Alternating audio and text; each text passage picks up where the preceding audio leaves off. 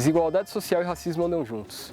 No Brasil, o racismo é um mecanismo de estratificação social, que naturaliza o privilégio dos brancos e o desprestígio dos negros.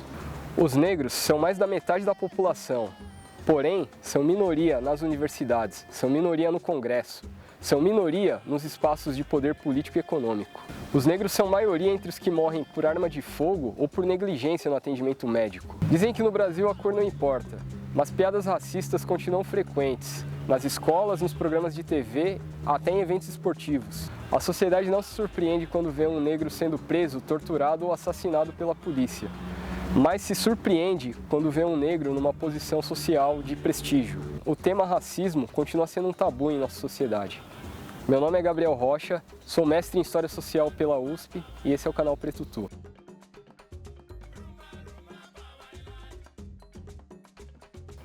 Meu nome é Flávio Thales Ribeiro Francisco, eu sou doutor aqui pela Universidade de São Paulo. Meu nome é Renata Ribeiro Francisco, eu sou doutoranda da Universidade de São Paulo.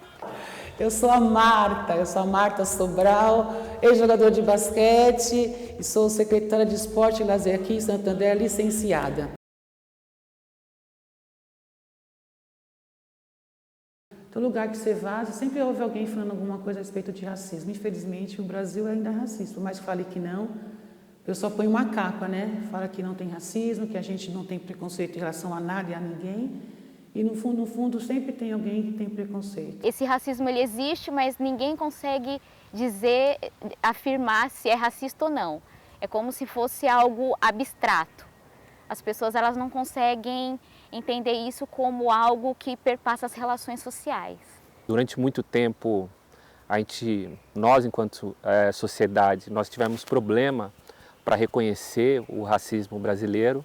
Essa ideia da existência do racismo acaba sendo substituída por outros termos, as pessoas se esquivam da discussão para não entrar nessa questão que é tão sensível e ao mesmo tempo violenta. Porque existe uma ideia de democracia racial, de que todos nós somos iguais perante a sociedade, que todos nós desfrutamos dos mesmos espaços, temos os mesmos direitos. E o Brasil, ele é um país que se construiu a partir dessa ideia de democracia racial e existe uma dificuldade de desconstruir essa ideia, mesmo que nós tenhamos no plano acadêmico tantos estudos sobre isso, que tentam desmistificar isso. A gente teve sempre na cabeça a ideia de que o problema racial estava na África do Sul ou nos Estados Unidos, então a gente foi montando e estruturando uma ideia de relações raciais e de racismo que estava relacionado com as experiências negras nos Estados Unidos, ou seja, os norte-americanos são racistas, os brasileiros não. Então, um grande desafio, e seja o desafio dos militantes negros no Brasil, no pós-abolição, e também a contribuição das ciências sociais, foi no sentido de desvelar os conjunto de práticas, o modo como se constitui uma hierarquia racial no Brasil, que é distinta do modo como se constitui uma hierarquia racial na África do Sul, nos Estados Unidos. De certa forma, você tem uma normalidade que ela é orientada pela experiência dos brancos brasileiros. E o tempo todo, isso é um aspecto do racismo brasileiro também, de como os negros, o tempo todo, eles precisam se ajeitar, seja no sentido da estética, né? Porque se tem uma valorização da beleza branca, seja no sentido da intelectualidade, enfim. Ser negro no Brasil é sempre tentar negociar com essa branquidade brasileira. No Brasil, brancos e negros são muito próximos, interagem nas classes sociais e tal. E, de fato, isso há uma realidade, há uma certa realidade nisso. Mas, de outra forma, para além dessa interação, principalmente quando você pensa nos negros, é uma interação que é mais na pobreza, né, com os brancos pobres.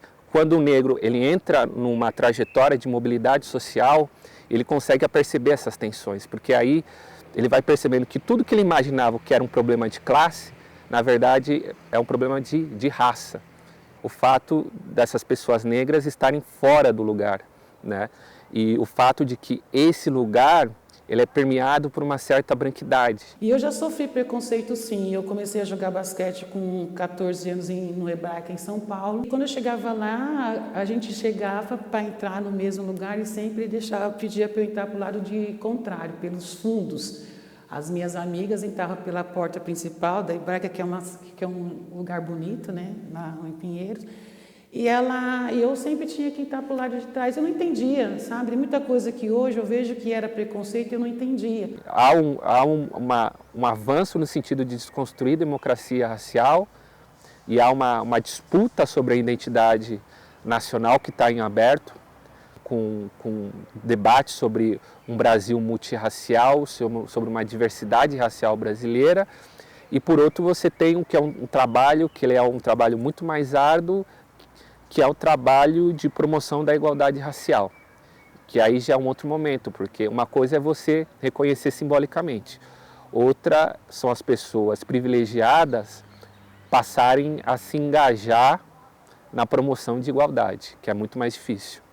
Que dentro da hierarquia de direitos, a população composta pelas mulheres e pelas mulheres negras, elas estão na base, né? Primeiro vem os homens brancos, depois vem as mulheres brancas, os homens negros e, por fim, a mulher negra.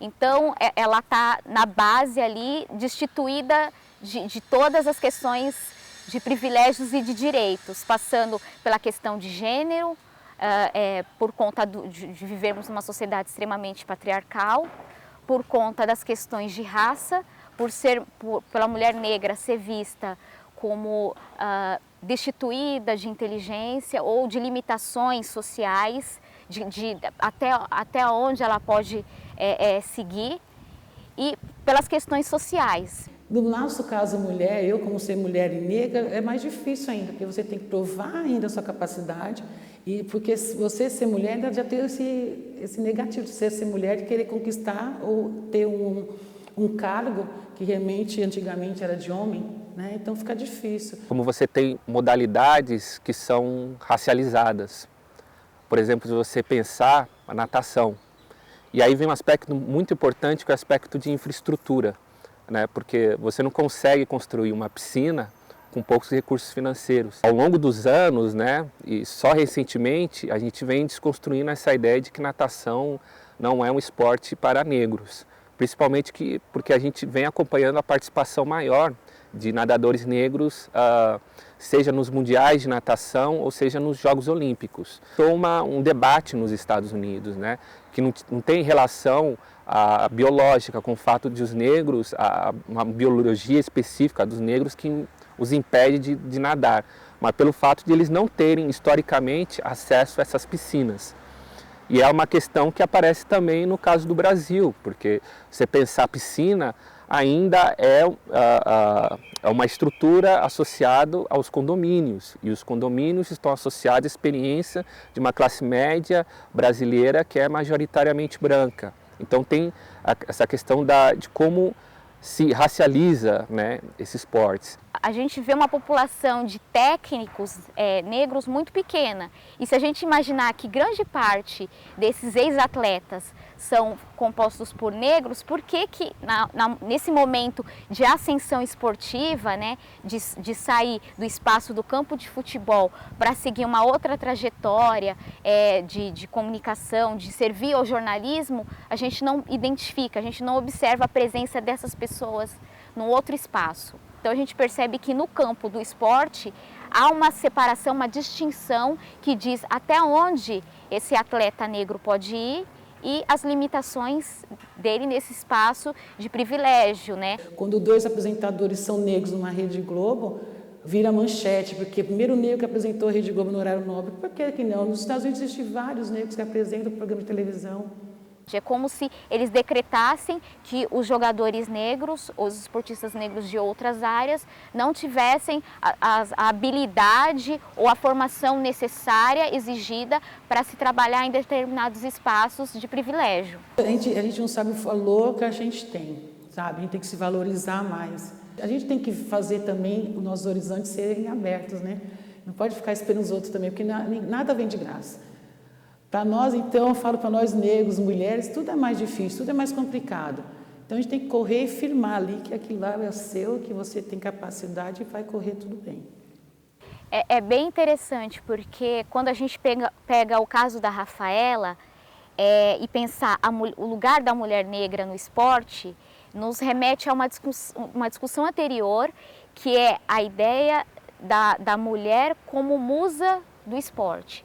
As mulheres são sempre associadas não só como esportistas, mas como musas.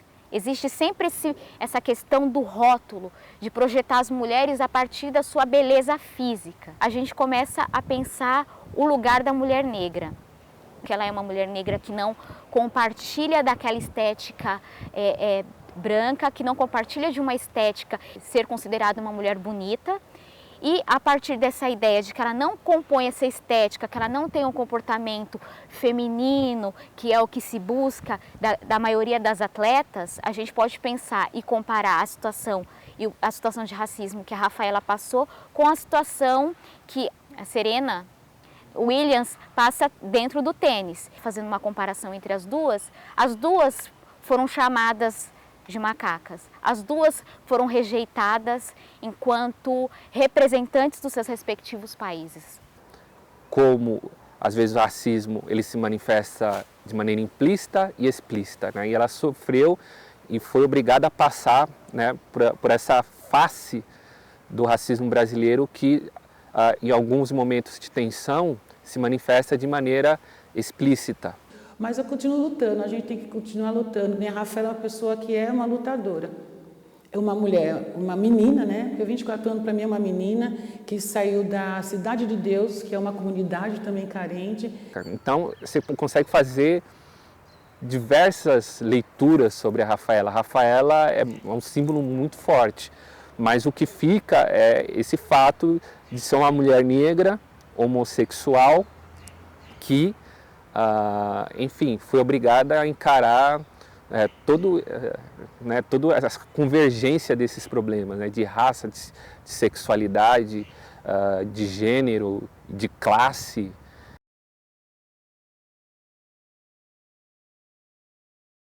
Eu acho que, lógico, a gente ainda está muito aquém e muito subrepresentada enquanto mulher negra nos espaços de poder. Mulheres negras, elas podem ser médicas, elas podem ser psicólogas, elas podem ser o que elas quiserem. Eu acho que essa é a grande mensagem. O lugar do negro é onde ele quiser estar, é onde ele quiser ficar.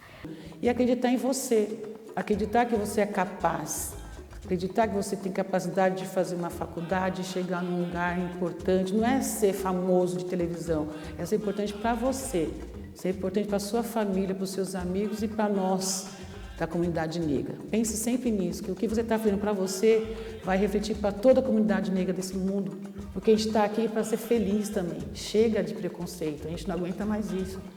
Sabe, as pessoas têm que respeitar, a gente levanta cedo também, a gente treina pra caramba, quem é atleta, a gente estuda pra caramba quem é estudante. A gente faz a mesma coisa que qualquer outra pessoa faz, então a gente só quer um pouco de respeito, deixar a gente fazer aquilo que a gente sabe fazer. Só isso.